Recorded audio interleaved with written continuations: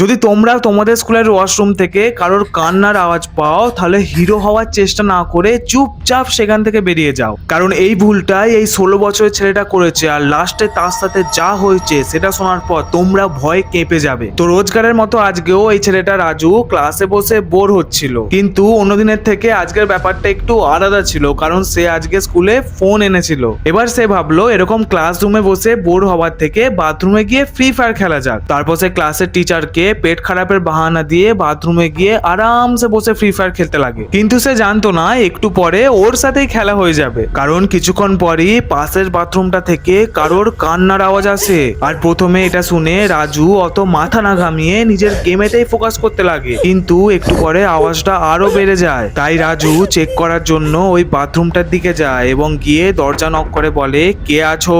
কিন্তু ভিতর থেকে কোনো জবাব এলো না। তাই রাজু এটা চেক করার জন্য যে আদৌ কেউ ভিতরে আছে কিনা সে বাথরুমের তলা দিয়ে নিচে দেখে, কিন্তু তাও সে কারোর পা দেখতে পেল না। তারপর সে ভাবলো হয়তো কেউ ওর সাথে প্র্যাঙ্ক করছে বাথরুমের স্পিকার রেখে, আর সেখান থেকেই কান্নার আওয়াজ আসছে। তারপর ঠিক তখনই ওর ওপর ছাদ থেকে এক ফোঁটা জল পড়ে, আর একটা বদ্ধ ওয়াশরুমের ছাদ থেকে কি করে জল পড়তে পারে সেটা দেখার জন্যই সে যখন ওপরে তাকায় তার ভয়ে অবস্থা খারাপ হয়ে যায়, কারণ ওটা জল ছিল না, ওটা সালাইভা ছিল একটা ভয়ঙ্কর প্রাণীর।